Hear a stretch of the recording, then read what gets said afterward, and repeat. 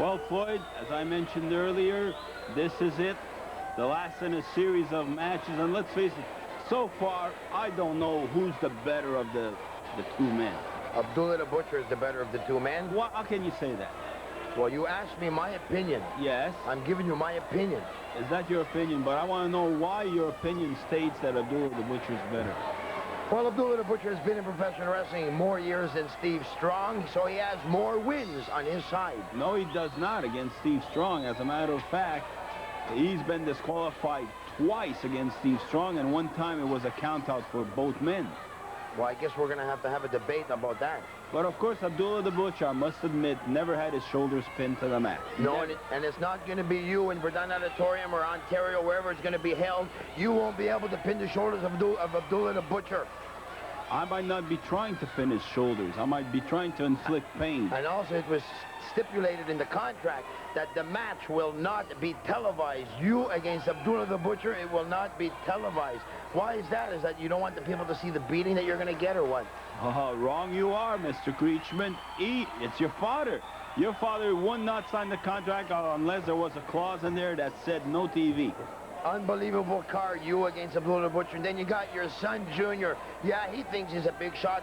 He's the television champion, but he's going against Rocky De La Sera in a tape fist match with Brother Bob in Rocky's corner and Trey Travis in your son's corner. You got Strong against Nagasaki. You got Strong Crawford Russo against Sims, Charlene Nagasaki. You got the two headhunters going against you know who? Yes, I know, against Mendoza and Hawaiian Punch. And also Jason, Friday the 13th. Now, there's an impressive man, Jason. 330 pounds, very impressive. Wait till you people see him. Right, let's get back to the action here. Abdullah the Butcher right now getting, with his karate chops, the best of Steve Strong. Biting now. Abdullah the Butcher does what he has to do. Oh, that's great. I mean, that is just fine. Well, you keep your eyes on this match, Brito, because it's going to be you soon. I am. It's going to be you on the receiving end. I don't know, with Abdullah, I might be hitting everywhere. Low, high and low, and then anywhere. High and low, eh? Yes, sir. I'm not going to take no chances. I'm going to try to hit him in the chest or rabbit punch the man. You know you can't hurt him that way. I know where I can hurt Abdullah. You're taking a chance just by entering the ring. Yeah? Well, that's your opinion. Would you like to make a side wager on this? No, I'm not going to make no wagers with anybody because I take this match too seriously. Anything could happen. True, I could get hurt. Why? I'm looking for an extra buck. I know you are. You're always looking for an extra dollar. Steve Strong, you see, not abiding by the rules. Steve Strong throwing punches to Abdullah. Abdullah's got so much scar tissue around the eyes. That's why he splits open so easily. Beautiful chop. Beautiful, impressive Comes chop. back with another chop. Abdullah, very methodical in his way, don't you think, Floyd? Abdullah, look at him. Look, he's vicious. Look at those chops, Brito. But look at the conditioning of the man. I think eventually, the longer the match goes, the better chance you have against Abdullah the Butcher. Abdullah the Butcher is like a steamroller.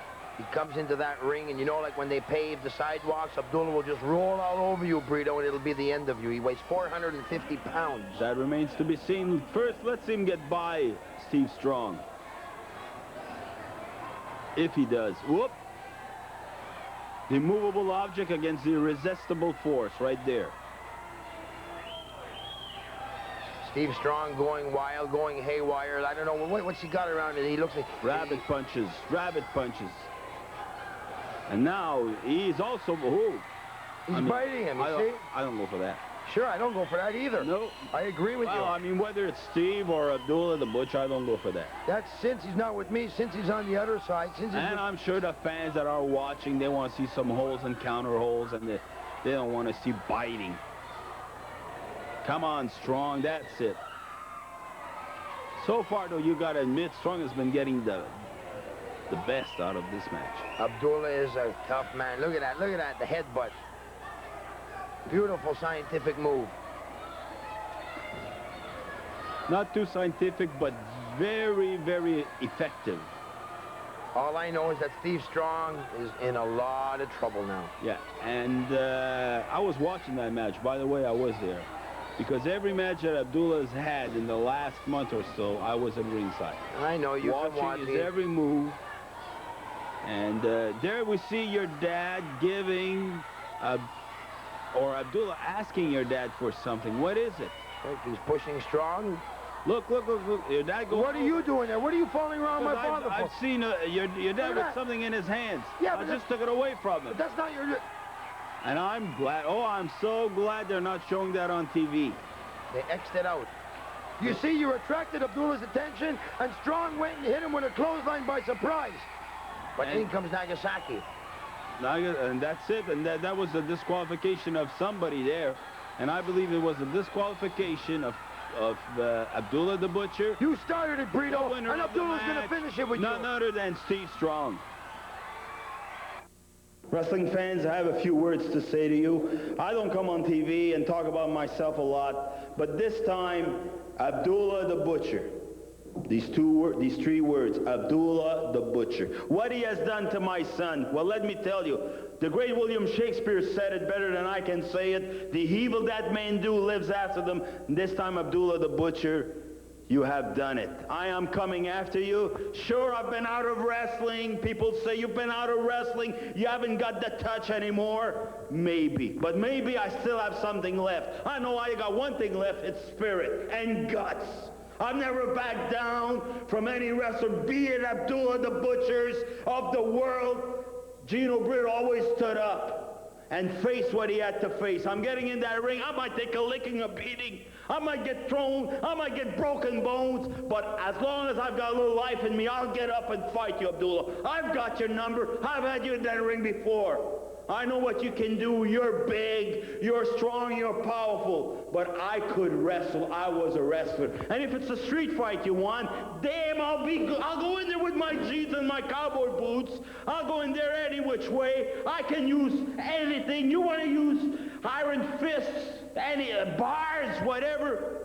Anything, Abdullah the Butcher. The only thing I ask, I have given up what I probably love the most in life, promoting. After all these years of wrestling, I was dreaming I'm going to become a wrestling promoter.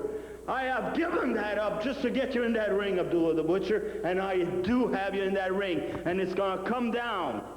Remember that, June 1st, Verdun Auditorium, where I did have a lot of success back in the 70s. And yes, Abdullah the Butcher, I'm pushing 45 or better, but I'm in shape, and I still can go. For you, Abdullah the Butcher, be there because I am coming, believe me.